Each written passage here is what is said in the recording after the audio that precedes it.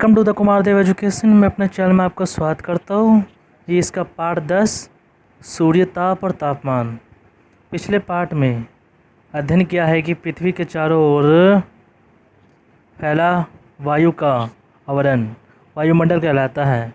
वायुमंडल विभिन्न गैसों, जलवाष्पन और धूल कणों का मिश्रण है जो पेड़ पौधों और जीव जंतुओं के जीवन के लिए आवश्यक है। हमें अपने आप को गर्म रखने तथा बढ़ने के लिए अनुकूल तापमान भी चाहिए। क्या आपने कभी विचार किया है कि पृथ्वी सतह पर ताप और ऊर्जा प्राप्ति का स्रोत क्या है? धरातल दिन में गर्म और ठंडा क्यों हो जाता है? आइए प्रस्तुत पाठ में इन सभी प्रश्नों के और इसके संबंधित अन्य प्रश्नों के उत्तर मालूम करें। उद्देश्य: इस पाठ का अध्ययन करने के पश्चात आप सूर्य ताप के महत्व को समझा सकेंगे और आरेख की सहायता से किसी स्थान पर सूर्य की किरणों के अपतन कोण और उससे मिलने वाली ऊष्मा की तीव्रता के बीच संबंध स्थापित कर सकेंगे। वायुमंडल को गर्म और ठंडा करने वाली विभिन्न क्रियाओं विकिरण, चलन, संवहन और अभिवहन को स्पष्ट कर सकेंगे। आरेख की मदद से ऊष्मा बजट समझा सकेंगे। सूर्य ताप तथा पार्थिव विकिरण में अंतर बता सकेंगे। भूमंडल के गर्म होने के कारण उसके वास्तव को समझा सकेंगे। तापमान के सहसित वितरण को प्रभावित करने वाली विभिन्न कारकों की व्याख्या कर सकेंगे। जनवरी और जुलाई महीनों में तापमान के विश्व वितरण की प्रमुख विशेषताओं को मानचित्र की सहायता से समझा सकेंगे। ताप की विलोमता की दशाओं को स्पष्ट कर सकेंगे। सूर्य ताप, सौर विकिरण।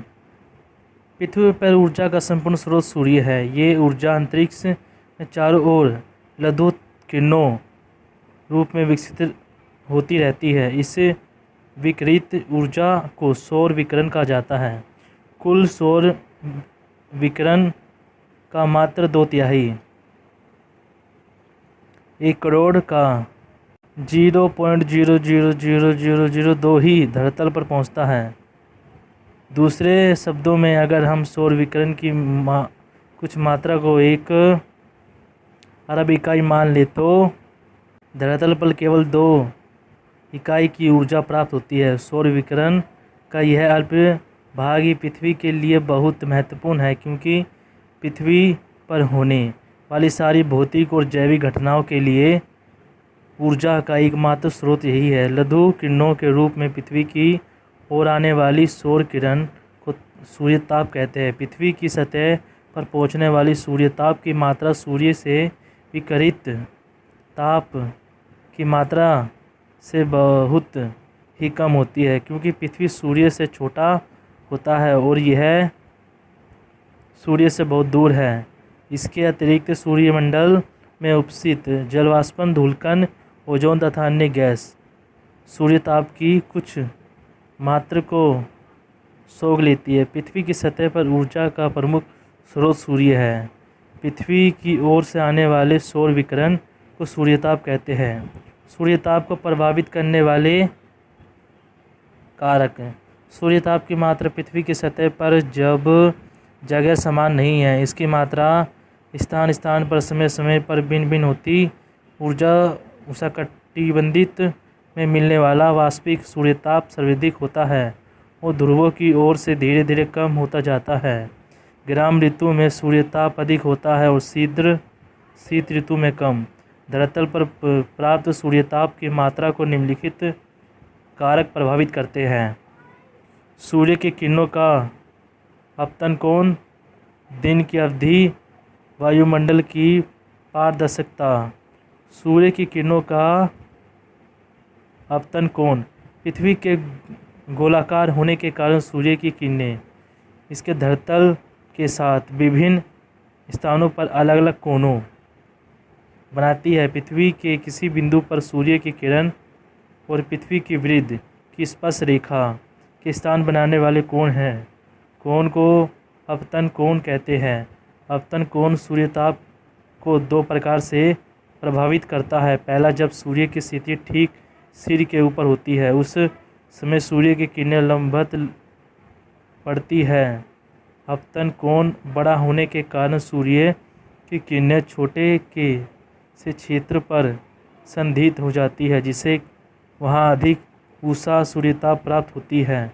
यदि सूर्य की किरणें तिरछी पड़ती है तो अपतन कोण छोटा होता है। इससे सूर्य की किरणें बड़े क्षेत्र पर फैल जाती है और उसने वहाँ कम ऊष्मा सूर्यताप प्राप्त होता है। दूसरे तिरछी किरणों को सीधी किरणों लंबवत किरणों की अपेक्षा वायुमंडल में अधिक दूरी पार करके धरातल पर आना पड़ता है। सूर्य की किरणें जितना अधिक लंबा मार्ग पार करेगी उतनी ही अधिक उनकी ऊष्मा वायुमंडल द्वारा सोख ली जाएगी, यह परिवर्तन कर दी जाएगी।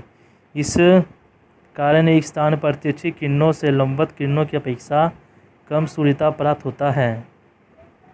ये देखिए लंबवत किरणें और तिरछी किरणें, वायुमंडल, तिरछी किरणें, सूर्य किरणें, लंबवत किरणें। देखिए चित्र 10.1 सूर्यताप पर सूर्य की किरणों के अपरदन कोण का प्रभाव। दिन की अवधि दिन स्थान पर ऋतुओं के अनुसार बदलती रहती है। पृथ्वी की सतह पर मिलने वाली सूर्यताप की मात्रा का दिन की अवधि से सीधा संबंध है। दिन की अवधि जितनी लंबी होगी सूर्यताप की मात्रा उतनी ही अधिक मिलेगी। इसके विपरीत दिन की अवधि छोटी होने पर सूर्यताप कम मिलेगा।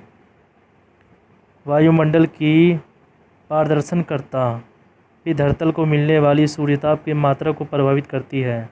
वायुमंडल को प्रदर्शनकर्ता बादलों की उपस्थिति, उनकी गहनता, धूलकण तथा जल वाष्पन पर निर्भर करती है, क्योंकि वह सूर्य ताप को परिवर्तित, अवशोषित तथा स्थानांतरित करके वह घने बादल सूर्यताप को धरातल पर पहुंचाने पर बाधा डालते हैं, जबकि बादलों रहित साफ आकाश धरातल पर सूर्यताप पहुंचाने में बाधा नहीं डालता। इसी कारण साफ आकाश की अपेक्षा बादलों से घिरे आकाश के समय सूर्यताप कम मिलता है। जलवाष्पन भी सूर्यताप को अवशोषित कर धरातल पर उसकी प्राप्ति की मात्रा कम कर देती है। धरातल पर सूर्यताप प्राप्ति की मात्रा सूर्य की किरणों का अपतन कोण, दिन की अवधि और वायुमंडल की पारदर्शनकता पर निर्भर करती है। वायुमंडल का गर्म और ठंडा होना।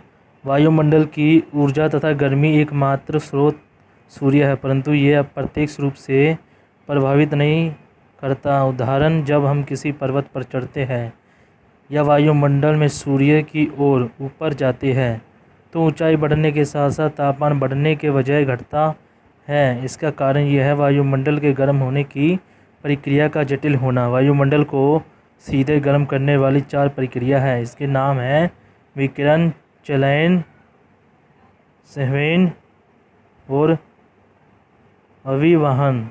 विकिरण, जब किसी ताप स्रोत से ताप किरणों द्वारा किसी वस्तु तक सीधे पहुंचता है तो इस क्रियाओं को विकिरण कहते हैं। विकिरण की इस प्रक्रिया में ऊष्मा आकाश में से होकर स्थानांतरित होती है। पृथ्वी को मिलने वाली और इससे छोड़ी जाने वाली अधिकांश ताप ऊर्जा विकिरण द्वारा ही स्थानांतरित होती है। विकिरण प्रक्रिया के लिए निम्नलिखित तथ्य उल्लेखनीय हैं। सभी वस्तुएं, चाहे वे गर्म हो या ठंडी, निरंतर ऊर्जा का विकिरण करती रहती है। ठंडी वस्तुओं की अपेक्षा गर्म वस्तुओं की प्रति इकाई क्षेत्रफल से अधिक ऊर्जा विस्कित करती है। वस्तु का तापमान विकिरण तरंगों की लंबाई निर्धारित करता है। तापमान और विकिरण तरंगों की लंबाई में उल्टा संबंध होता है। कोई वस्तु जितनी अधिक गर्म होगी उसकी विकसित तरंगों की लंबाई उतनी ही छोटी होगी। सूर्यताप पृथ्वी की सतह पर लघु तरंगों के रूप में पहुंचता है और पृथ्वी द्वारा छोड़ी जाने वाली ताप ऊर्जा दीर्घ तरंगों में होती है।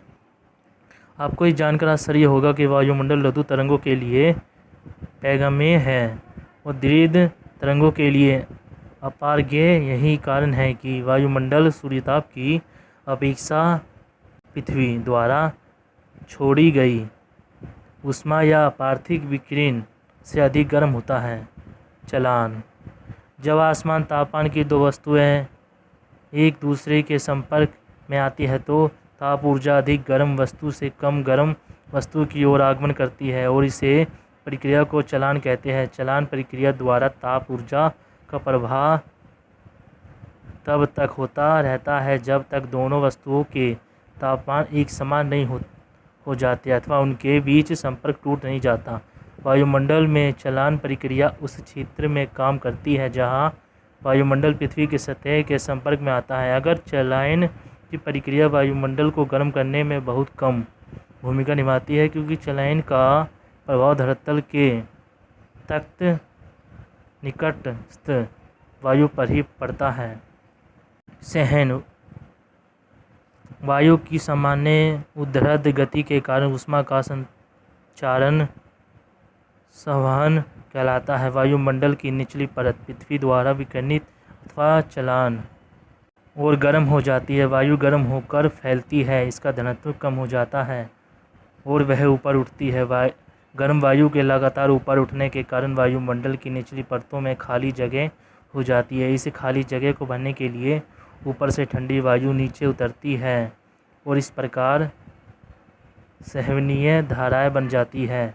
संवहन धाराओं में ताप का स्थानांतरण नीचे से ऊपर की ओर होता है और इस प्रकार वायुमंडल धीरे धीरे गर्म हो जाता है। अभिवहन पवनें एक स्थान से दूसरे स्थान तक ताप का स्थानांतरित करती है। यदि कोई स्थान गर्म क्षेत्रों से आने वाली पवनों के मार्ग में पड़ता है तो उसका तापमान बढ़ जाएगा। यदि वह ठंडे क्षेत्रों से आने वाली पवनों के मार्ग में पड़ता है तो उसका तापमान घट जाएगा। पवनों द्वारा ताप को संचयित स्थानांतरण अभिवहन कहलाता है। ऊष्मा बजट सौर विकिरण का वह भाग जो पृथ्वी तल पर लघु तरंगों के रूप में आता है सूर्य ताप कहलाता है। पृथ्वी की अन्य वस्तुओं की भांति ताप ऊर्जा विकिरित करती रहती है जिसे पार्थिव विकिरण कहते हैं। पृथ्वी की सतह का औसत वार्षिक तापमान हमेशा स्थिर रहता है। इसका प्रमुख कारण सूर्यताप और पार्थिव किरण के बीच संतुलन का होना है। इसी संतुलन को ऊष्मा बजट कहते हैं। ऊष्मा बजट सूर्यताप और पार्थिव विकिरण के बीच संतुलन। कल्पना करें कि वायुमंडल की ऊपरी सीमा पर सूर्यास्त की 100 इकाइयाँ प्राप्त हो रही है। इसमें से लगभग 35 इकाइयाँ पृथ्वी तल पर आने से पहले ही अंतरिक्ष पर परावर्तित हो जाती है। इन 35 इकाइयों में से 6 इकाई वायुमंडल की ऊपरी परत अंतरिक्ष को प्रवाहित हो जाती है। 27 इकाइयाँ बादलों द्वारा, 2 इकाइयाँ धरातल के हिम और बर्फ़ से ढके क्षेत्रों द्वारा प्रवाहित हो जाती है। शेष 135 इकाइयों में से 51 इकाइयाँ सीधे पृथ्वी तल को प्राप्त हो जाती है। 14 इकाइयों को वायुमंडल की विभिन्न गैस जलवाष्पन और धूलकण अवशोषित कर लेते हैं। सूर्यताप द्वारा 51 इकाइयों को पृथ्वी भी पार्थिव विकिरण के रूप में लौटा देती है। इन 51 इकाइयों में से 34 इकाइयाँ वायुमंडल द्वारा अवशोषित की जाती है और शेष 17 इकाइयाँ अंतरिक्ष में विलीन हो जाती है। वायुमंडल भी अवशोषित की गई 48 इकाइयों 14 सूर्यताप की ओर 34 पार्थिव विकिरण को धीरे धीरे अंतरिक्ष में विलीन कर देता है। इस प्रकार ऊष्मा की 65 इकाइयाँ इन्होंने वायुमंडल में प्रवेश किया था अंतरिक्ष में वापस कर दी जाती है। इसे सूर्यताप और पार्थिव विकिरण के माध्यम से एक संतुलन बना रहता है। सूर्यताप और पार्थिव विकिरण के मध्य बने संतुलन को ऊष्मा बजट कहते हैं। अंशीय ऊष्मा संतुलन संपूर्ण पृथ्वी पर सूर्यताप और पार्थिव विकिरण के बीच संतुलन बना रहता है, परंतु यह संतुलन विभिन्न अंशों के माध्यम कायम नहीं रहता है। जैसे कि पहले बता चुके हैं कि सूर्यताप की मात्रा और पार्थिव विकिरण का सीधा संबंध अंशों से है। उष्मा कटिबंधीय प्रदेशों में सूर्यताप की मात्रा पार्थिव विकिरण से अधिक है, इसलिए यह अतिरिक्त ताप का क्षेत्र है। ध्रुवीय क्षेत्र में ताप हर्ष की अपेक्षा कम है। अंत यह ताप भाव का प्रदेश है। इस प्रकार सूर्यताप विभिन्न अंशों के मध्य ऊष्मा संतुलन पैदा करता है। धरातलीय पवनें और महासागरीय धाराएं अतिरिक्त ताप क्षेत्र से ताप अभाव क्षेत्र की ओर ऊष्मा का स्थानांतरण इस संतुलन को कुछ सीमा तक कम करती है। इसी को सामान्य अंशीय ऊष्मा संतुलन कहते हैं। बाह्य गर्मी, अक्षीय गर्मी कमी, अंतःप्रवेशी। उत्तरी ध्रुव, विपरीत। अंशीय ऊष्मा संतुलन। भूमंडलीय तापन। आज हमारी पृथ्वी के समक्ष सबसे बड़ी समस्या भूमंडलीय ताप है। वैज्ञानिक इसका संबंध वायु में ओजोन परत के घटने और कार्बन डाइऑक्साइड के बढ़ने से बताते हैं। आप जानते हैं कि समतापमंडल के ऊपरी भाग में ओजोन गैस की परत ओजोन सूर्य की हानिकारक परागामी किरणों को अवशोषित कर लेती है और इन्हें पृथ्वी लाल तक नहीं पहुंचने देती। वैज्ञानिकों का मत है कि ओजोन परत की मोटाई अब घट रही है।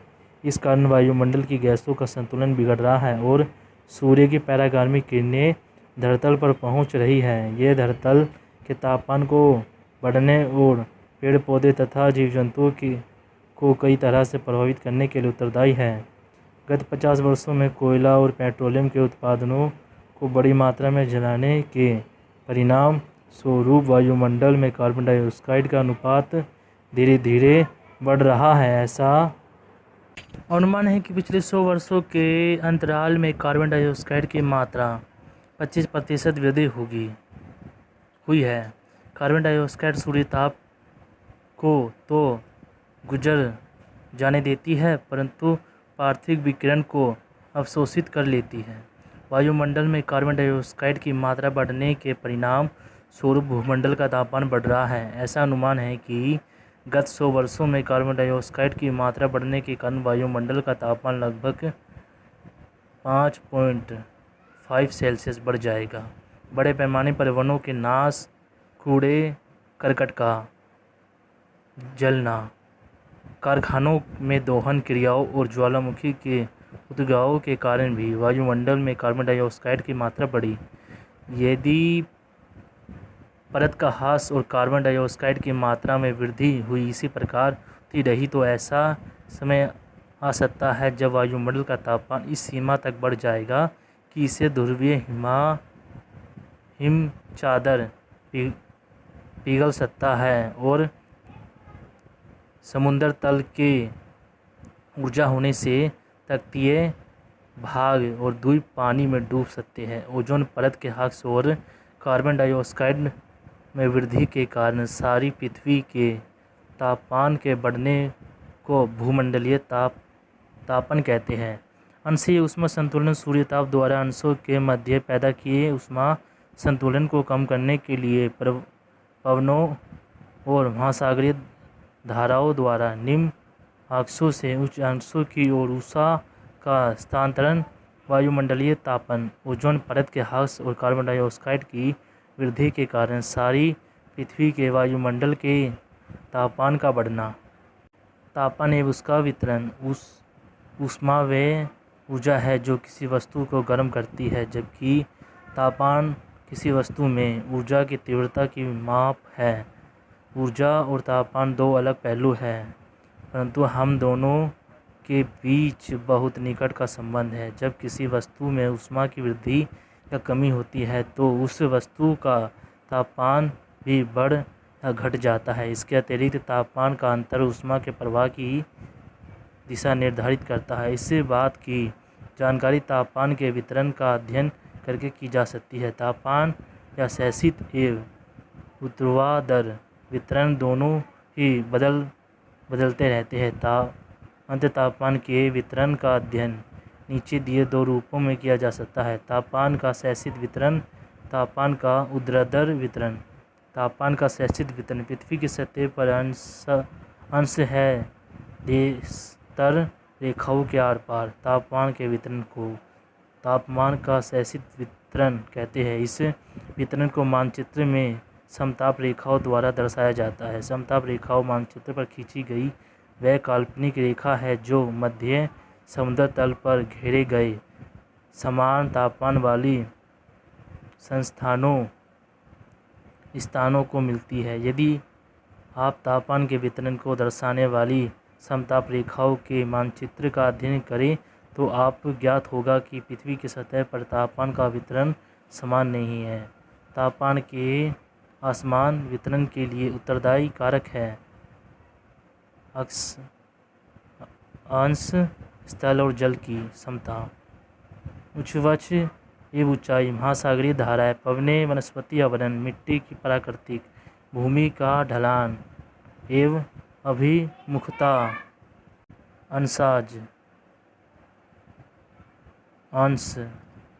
आप सूर्यताप के अंतर्गत पहले ही पढ़ लिया है कि विषुवत वृत्त से ध्रुवों की ओर जाने पर सूर्य किरणों का अपतन कोण छोटा हो जाता है। अपतन कोण जितना बड़ा होगा उतना ही ऊंचा तापमान होगा, जिसके विपरीत छोटे अपतन कोण के कारण तापमान नीचे होते हैं। इस सिद्धांत के आधार पर उष्णकटिबंधीय क्षेत्रों में ऊंचे तापमान पाए जाते हैं और ध्रुवों पर वर्ष के अधिकतर भाग में तापमान हिमक बिंदु से नीचे रहते हैं। स्थल और जल की विषमता का तापमान के वितरण पर बहुत अधिक प्रभाव पड़ता है। दिन सूर्य के प्रकाश में स्थल भाग जल भाग की अपेक्षा शीघ्र और अधिक गर्म हो जाता है। ये रात में भी शीघ्र और अधिक ठंडा हो जाता है। अंत दिन के समय अपेक्षाकृत ऊंचे तापमान स्थल भाग पर पाए जाते हैं और रात के समय कम जल भाग पर। इसी प्रकार तापमान के वितरण में ऋतुओं के अनुसार भी विभिन्नताएं मिलती है।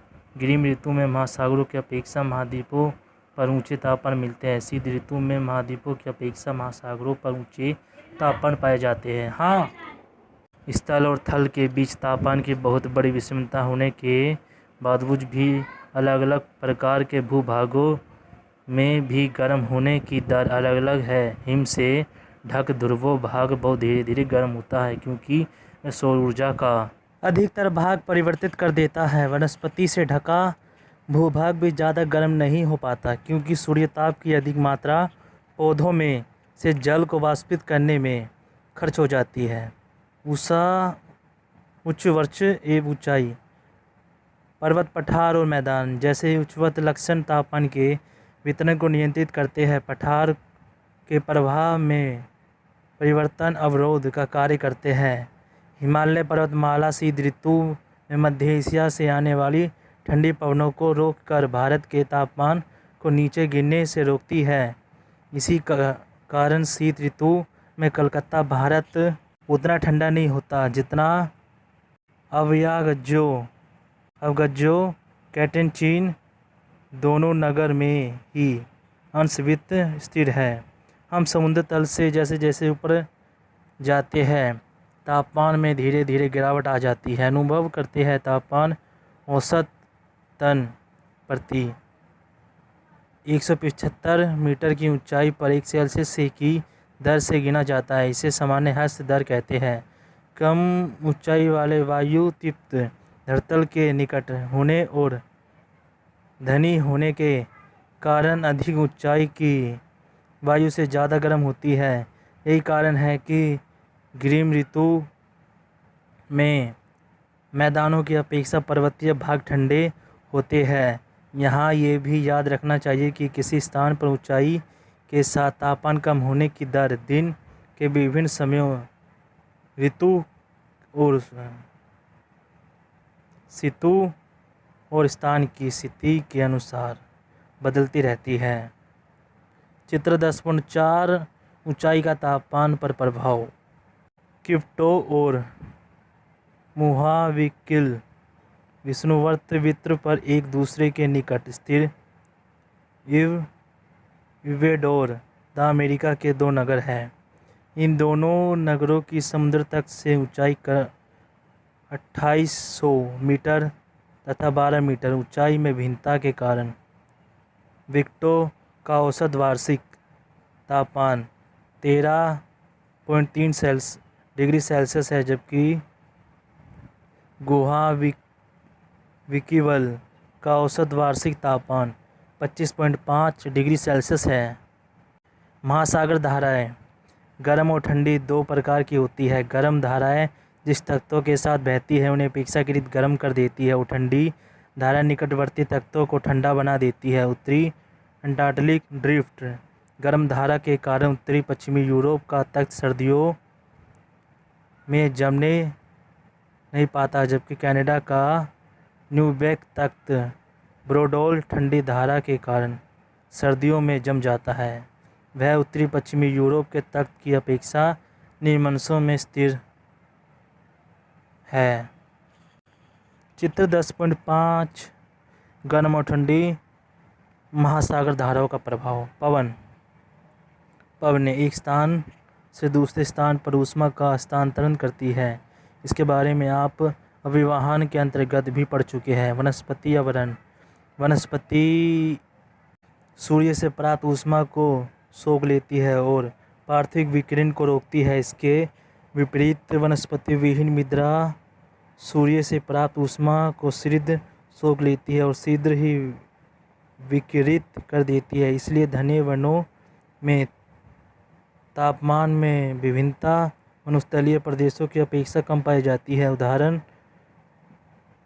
विषुवतीय प्रदेशों में वार्षिक ताप परिसर लगभग 5 डिग्री से है, जबकि मरुस्थलीय प्रदेशों में यह 38 डिग्री तक बढ़ जाता है। मिट्टी की प्राकृतिक। मिट्टी का रंग, उसके बनावट और संगठन की स्थान के तापमान को प्रभावित करते हैं। बलुआही मिट्टी की अपेक्षा काली मिट्टी पीली और चिकनी मिट्टी अधिक ऊष्मा अवशोषित करती है। साथ ही धुलाई मृदा काली, पीली तथा चिकनी मृदा की अपेक्षा अधिक शीघ्रता से ऊष्मा विकिरित कर देती है। यही कारण है कि काली मिट्टी के क्षेत्रों में तापमान की विभिन्नता कम मिलती है, जबकि बलुआही मिट्टी के क्षेत्रों में तापमान में बहुत अधिक विभिन्नता मिलती है। समतल और चमकदार धरातल कम ऊष्मा ग्रहण करता है और शीघ्र विकसित कर देता है, जबकि ऊबड़-खाबड़ धरातल अधिक ऊष्मा सोखता है और इसका विकिरण धीरे धीरे करता है। भूमि का ढाल एवं अभिमुखता। भूमि के ढाल की दिशा और उसका कोण सूर्यताप की प्रति को नियंत्रित करते हैं। सूर्य की ओर अभिमुख ढालन अधिक सूर्यताप प्राप्त करते हैं, जबकि सूर्य से विमुख ढाल कम ऊष्मा प्राप्त करते हैं। हिमालय के दक्षिण ढाल उत्तरी ढालों की अपेक्षा अधिक गर्म है। यही कारण है कि अधिकांश बस्तियां और कृषि कार्य हिमालय के दक्षिणी ढलानों पर पाए जाते हैं। समुद्र तल पर उतरे गए समान तापमान वाले स्थानों को मिलने वाली मानचित्र पर खींची गई रेखाओं को समतल रेखा कहते हैं। अंश स्थल और जल विषमता, उच्च स्तर ऊंचाई, महासागर घेराए, पवनें, वनस्पति अवरोहण, मिट्टी की प्रकृति के भूमि का ढाल तथा अभिमुखता धरातल पर तापमान के वितरण को प्रभावित करने वाले प्रमुख कारक हैं। संसार में तापमान के सेल्सियस वितरण को जनवरी और जुलाई के महीने में समताप रेखा मानचित्रों द्वारा अध्ययन किया जा सकते हैं। इन 2 महीनों में अधिकतम और न्यूनतम तापमानों की ऋतुओं के अनुसार भिन्नता उत्तरी और दक्षिणी गोलार्ध में अधिक स्पष्ट होती है। जनवरी में तापमान का सेल्सियस वितरण। जनवरी में सूर्य की किरणें मकर वृत्त के निकट लंबवत पड़ती है। अंध दक्षिणी गोलार्ध में उस समय ग्रीष्म ऋतु होती है और उत्तरी गोलार्ध के शीत ऋतु। इस समय दक्षिण उत्तरार्ध में महाद्वीपों के 3 क्षेत्रों में ऊंचे तापमान पाए जाते हैं। ये क्षेत्र है उत्तरी पश्चिमी अर्जेंटीना, पूर्व मध्य अफ्रीका और मध्यवर्ती ऑस्ट्रेलिया। इन क्षेत्रों को 30 डिग्री से समताप रेखा घेरती है। उत्तरी गोलार्ध में समय महासागरों की अपेक्षा महाद्वीप अधिक ठंडे होते हैं। उत्तरी गोलार्ध में महाद्वीपों की अपेक्षा महासागरों के ऊपर की वायु गर्म होती है, इसलिए इस समताप रेखाएं महाद्वीपों को पार करते हैं। समय विषुवत वृत्त की ओर और महासागरों को पार करते समय ध्रुवों की ओर मुड़ जाती है। दक्षिणी गोलार्ध में समताप रेखाओं की स्थिति उत्तरी गोलार्ध में समताप रेखाओं की स्थिति के ठीक विपरीत होती है। वह महाद्वीपों को पार करते समय ध्रुवों की ओर मुड़ जाती है और महासागरों को पार करते समय वे विषुवत रेखा की ओर मुड़ जाती है। दक्षिणी गोलार्ध में महाद्वीपों की अपेक्षा महासागरों का विस्तार अधिक है, इसलिए यहाँ समताप रेखाएं नियमित तथा दूर है। इसके विपरीत उत्तरी गोलार्ध में समताप रेखा महाद्वीपों का अधिक विस्तार होने के कारण अनियमित तथा पास है। इनकी कारणों से दक्षिणी गोलार्ध के मध्य और उच्च अंशों में भूमि और जल के बीच तापमान में अधिक विषमता नहीं मिलती, जैसे कि विषमता उत्तरी गोलार्ध में मिलती है। चित्र 10.6 तापमान का सेल्सियस वितरण जनवरी जुलाई में तापमान का सेल्सियस वितरण जुलाई में सूर्य की लंबवत किरणें कर्क वृत्त के निकट पड़ती है। इस कारण संपूर्ण उत्तरी गोलार्ध में ऊंचे तापमान पाए जाते हैं। 30 डिग्री से की समताप रेखा 10 डिग्री से 40 डिग्री उत्तरी अंशों के बीच गुजरती है। ऐसे ऊंचे तापमान के मुख्य क्षेत्र दक्षिणी पश्चिमी संयुक्त राज्य अमेरिका, सहारा, अरब, इराक, ईरान, अफगानिस्तान, भारत का मरुस्थल और चीन। लेकिन ग्रीष्म ऋतु में उत्तरी गोलार्ध में मध्यवर्ती ग्रीनलैंड में 0 सेल्सियस डिग्री से के न्यूनतम तापमान भी पाए जाते हैं। चित्र 10.7 तापमान का सेल्सियस वितरण जुलाई उत्तरी गोलार्ध में ग्रीष्म ऋतु की अवधि में समताप रेखाएं महासागरों को पार करते समय विषुववृत्त की ओर मुड़ जाती है और महाद्वीपों को पार करते समय ध्रुवों की ओर मुड़ती है। दक्षिणी गोलार्ध में समताप रेखाओं की स्थिति उत्तरी गोलार्ध की स्थिति से बिल्कुल विपरीत होती है। महासागरों पर समताप रेखाएं दूर दूर और महाद्वीपों में पर वह पास होती है। जनवरी और जुलाई के समताप रेखाओं के मानचित्र का तुलनात्मक अध्ययन करने निम्नलिखित प्रमुख बातें स्पष्ट है। सूर्य की लंबवत किरणों के समय क्षेत्र में परिवर्तन होने के कारण उच्चतम तापमान के क्षेत्र में अंशीय परिवर्तित होता है। विषुववृत्त से ध्रुवों की ओर सूर्यताप की मात्रा घटने के कारण उच्चतम तापमान निम्न अंशों और न्यूनतम तापमान उच्च अंशों में पाए जाते हैं।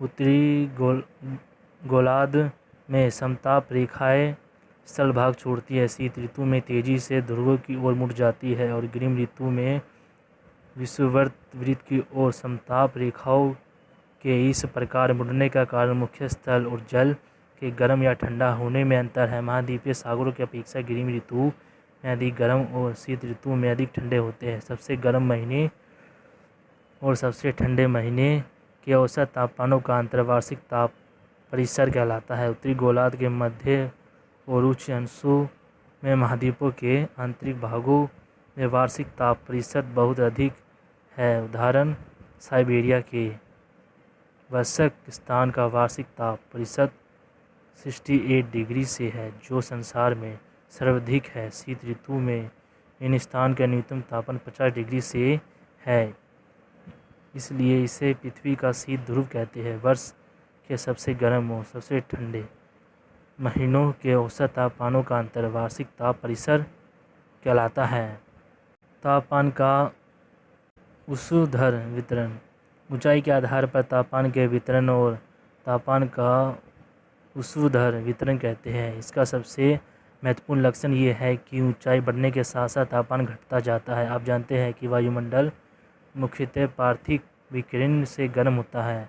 वायुमंडल की परतें जो धरातल से निकट होती है पृथ्वी से सर्वाधिक ऊष्मा प्राप्त करती है, इसलिए वह ज़्यादा गर्म में होती है। लेकिन जब हम ऊपर जाते हैं तो तापमान धीरे धीरे कम हो जाता है, क्योंकि ऊपर की परत पृथ्वी के विकिरण द्वारा कम ऊष्मा प्राप्त करती है। ऊंचाई बढ़ने के साथ साथ तापमान गिरने की दर 1 डिग्री से प्रति 165 मीटर से तापमान की सामान्य हद कहते हैं। ताप विलोमता शीतकालीन लंबी रात, साफ आकाश, शुष्क वायु और पवनों की अनुपस्थिति के कारण धरातल पर वायुमंडल की निचली परतों से ऊष्मा की विकिरण बड़ी तीव्रता से होता है। परिणाम स्वरूप धरातल के निकट की ठंडी वायु ठंडी हो जाती है। ऊपर की परत जिनसे ऊष्मा इतनी शीघ्र से विकसित नहीं हो पाती, अपेक्षाकृत गर्म रहती है। अंत तापमान की समय दशा जिसमें ऊंचाई के साथ तापमान कम होता है उलट जाती है। दूसरे शब्दों में ऊंचाई बढ़ने के साथ साथ तापमान भी बढ़ता है। इसी स्थिति को ताप की विलोमता या तापमान अवक्रमण कहते हैं। कभी कभी ठंडी और बाहरी वायु धरातल के निकट कई दिनों तक टिकी रहती है। अंत ताप की विलोमता की दशा कई दिनों तक चलती रहती है। ताप में विलोमता की स्थिति विशेषतः अंतर पर्वतीय घाटी में पाई जाती है। शीत ऋतु में पर्वतीय ढाल शीघ्र विकिरण के कारण बहुत जल्दी ठंडे हो जाते हैं। इन ढालों के निकट की वायु भी ठंडी हो जाती है और इसका घनत्व बढ़ जाता है। अंत यह वायु नीचे की ओर धंसती है और नीचे घाटी तल पर टिक जाती है। ये ठंडी और भारी वायु घाटी की अपेक्षाकृत कम वायु को ऊपर की ओर ढकेल देती है और इस प्रकार ताप को विलोमता की स्थिति पैदा हो जाती है। कभी कभी घाटी में वायु का तापमान हिमक बिंदु से नीचे गिर जाता है, जबकि पर्वतीय ढलानों में तापमान अपेक्षाकृत ऊंचा होता है। यही कारण है कि जापान में सुहावेसी में सहतूत के वृक्ष और हिमाचल प्रदेश में सेब के बागान पर्वतों के निचले ढलानों पर इसलिए नहीं लगाए जाते कि इनकी शीत ऋतु में पाले से बचाया जा सके। यदि वह कभी पर्वतीय नगर गए हो तो आपने अवश्य देखा होगा कि लोगों की यात्रा निवास और धनी लोगों के मकान पर्वतों के ऊपरी ढलानों पर बने होते हैं। तापमान सामान्यतः ऊंचाई के साथ साथ घटता है। हसदर प्रति 165 ऊपर जाने पर 1 सेल्सियस से तापमान गिरता है। एक ऐसा घटना जिसमें ऊंचाई बढ़ने के साथ साथ थोड़े समय के लिए तापमान में स्थिरता परिस्थितियों के कारण वृद्धि होती है, ताप की विलोमता कहते हैं। आपने क्या सीखा?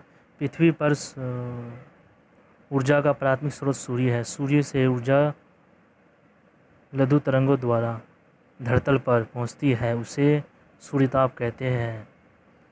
किसी स्थान पर प्राप्त होने वाली सूर्यताप की मात्रा प्रभावित होती है अपतन कोण, दिन की अवधि तथा वायुमंडल की प्रदर्शनकर्ता। वायुमंडल को गर्म एवं ठंडा करने में चलन, वाहन, विकिरण तथा अभिवहन का योगदान होता है। विकिरण की प्रधानता तीनों में रहती है। पार्थिव विकिरण वह ऊष्मा है जो पृथ्वी द्वारा लौटाई जाती है। धरातल पर सूर्यताप का पार्थिव विकिरण के बीच पाए जाने वाले संतुलन को ऊष्मा बजट कहते हैं। ओजोन परत के ह्रास होने और वायुमंडल पर कार्बन डाइऑक्साइड की मात्रा बढ़ने के कारण सारे संसार में तापमान बढ़ने को भूमंडलीय तापमान कहा जाता है। तापमान ऊष्मा की तीव्रता का माप होता है। तापमान को क्षैतिज वितरण को प्रभावित करने वाले कारक है अंश, जल और थल की विषमता, वर्त, महासागर धाराएं, पवनें, वनस्पति अवरोहण, मिट्टी की प्राकृतिक और भूमि का ढलान तथा अभिमुखता। मानचित्र पर तापमान का क्षैतिज वितरण समताप रेखाओं द्वारा दर्शाया जाता है। समताप रेखाएं मानचित्र पर खींची गई काल्पनिक रेखाएं हैं जो समुद्र तल पर उतारे गए समान तापमान वाले स्थानों को मिलाती है। तापमान ऊंचाई बढ़ने के साथ साथ घटता है। तापमान का यह घटता 165 मीटर की ऊंचाई पर 1 सेल्सियस से इसे तापमान की समानता ह्रास दर कहते हैं। जब ऊंचाई बढ़ने के साथ साथ तापमान भी बढ़ता है तो इस स्थिति को ताप विलोमता कहा जाता है। ये सामान्यतः स्थानीय और थोड़े समय के लिए होता है। दोस्तों ये चैप्टर खत्म हुआ। वीडियो अच्छी लगी वीडियो को लाइक करें, चैनल सब्सक्राइब करें। थैंक यू दोस्तों।